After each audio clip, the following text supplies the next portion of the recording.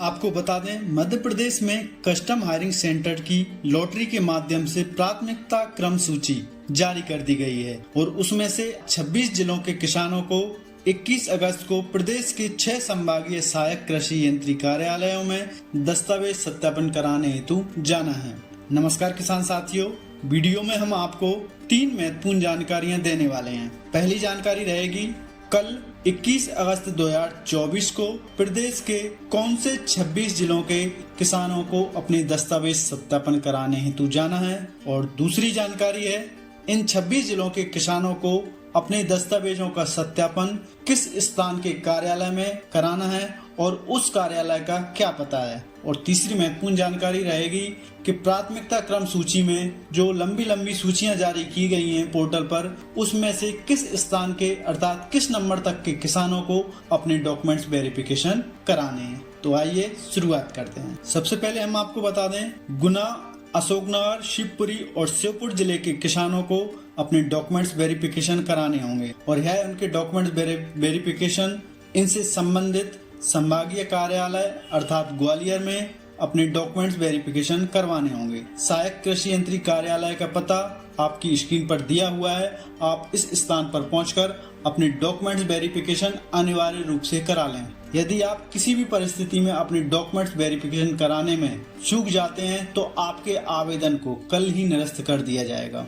बात करते हैं अन्य जिलों की, तो देवास, आगरमालवा, शाजापुर, मंदसौर, उज्जैन, रतलाम और नीमच जिले के किसानों को अपने डॉक्यूमेंट्स वेरिफिकेशन कार्य इंदौर में 21 अगस्त 2024 को ही कराना है। इंदौर के संभागीय कृषि यंत्री कार्यालय का पता आपकी स्क्रीन पर दिया हुआ है। बात करेंगे अन्य जिलों की, तो सीहोर, होशंगाबाद, हरदा और बैतूल जिलों के किसानों को अपने डॉक्यूमेंट्स वेरिफिकेशन का कार्य भोपाल के संभागीय कृषि यंत्री कार्यालय में कराना होगा, जिसका पता आपके मोबाइल स्क्रीन पर दिया हुआ है। आपको उसी स्थान पर पहुंचना है। बात करें अन्य जिलों की, तो छतरपुर, टीकमगढ़ और निवाड़ी जिले के किसानों को भी अपने डॉक्यूमेंट वेरिफिकेशन कल सागर के संभागीय सहायक कृषि यंत्री कार्यालय में कराना होगा। सागर के संभागीय कृषि यंत्री कार्यालय का पता आपकी स्क्रीन पर दिया हुआ है। अब बात करेंगे हम अन्य जिलों की, जैसे कि नरसिंहपुर, मंडला, डिंडोरी और बालाघाट जिलों की। तो इन जिलों के किसानों को कल अपने डॉक्यूमेंट्स वेरिफिकेशन जबलपुर के संभागीय सहायक कृषि यंत्री कार्यालय में करवाना होगा। जबलपुर के संभागीय कृषि यंत्री कार्यालय का पता आपकी स्क्रीन पर दिया हुआ है।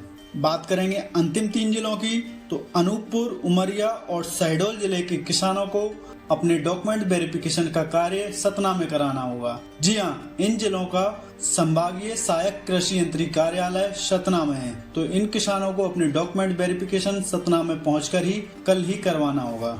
सतना के संभागीय कृषि यंत्री कार्यालय का पता आपकी स्क्रीन पर दिया हुआ है। अब बात करेंगे वीडियो के सबसे महत्वपूर्ण पार्ट की, कि प्राथमिकता क्रम सूची में जिन किसानों को डॉक्यूमेंट वेरिफिकेशन के लिए बुलाया गया है या जिन किसानों को जाना है, वह किस नंबर तक के किसानों को जाना होगा। आपको बता दें, हमने हमारे पुराने वीडियो में आपको बताया था कि आपके जिले के लिए सामान्य वर्ग, SC, ST, FPO और SRLM के लिए कितने लक्ष्य प्रदाय किए गए हैं। आपको इसी के अनुसार, अपने लक्ष्यों के अनुसार ही अपने डॉक्यूमेंट वेरिफिकेशन करवाने हैं। अर्थात आपके जिले में जिन किसानों के लिए या जिस श्रेणी के लिए जितने लक्ष्य इस वर्ष सरकार के द्वारा या विभाग के द्वारा दिए गए थे, केवल उसी नंबर तक के किसानों को ही अपने दस्तावेज वेरिफिकेशन के लिए कल जाना होगा। उदाहरण के लिए हम बात करते हैं गुना जिले की। तो जैसे कि गुना जिले में आपको पता है, सामान्य और पिछड़ा वर्ग के लिए 11 लक्ष्य इस वर्ष दिए गए थे जिले को। तो वेरिफिकेशन का कार्य भी सिर्फ जो प्राथमिकता क्रम की सूची है उसके टॉप 11 लोगों को ही अपने डॉक्यूमेंट्स वेरिफिकेशन कराने होंगे। इसके अलावा जो शेष किसानों की प्राथमिकता क्रम सूची है, उन किसानों को अपनी बारी का इंतजार करना होगा। यदि इन 11 लोगों में से कोई भी किसान या जितनी संख्या में लोग अपात्र घोषित होते हैं किसी दस्तावेज या अन्य किसी कारण से, तो उन किसानों के स्थान पर जो प्राथमिकता क्रम सूची में अन्य किसान हैं, उन किसानों को मौका दिया जाएगा। लेकिन यहाँ इस बात का ध्यान रखें कि जो किसान प्राथमिकता क्रम में ऊपर हैं, उन किसानों को उतने ही पहले इस योजना का लाभ लेने के लिए मौका दिया जाएगा। यदि इसके अलावा आपका कोई प्रश्न है तो कमेंट्स करके आप पूछ सकते हैं। प्रयास किया जाएगा कि आपके सभी सवालों के जवाब समय पर दिए जा सकें।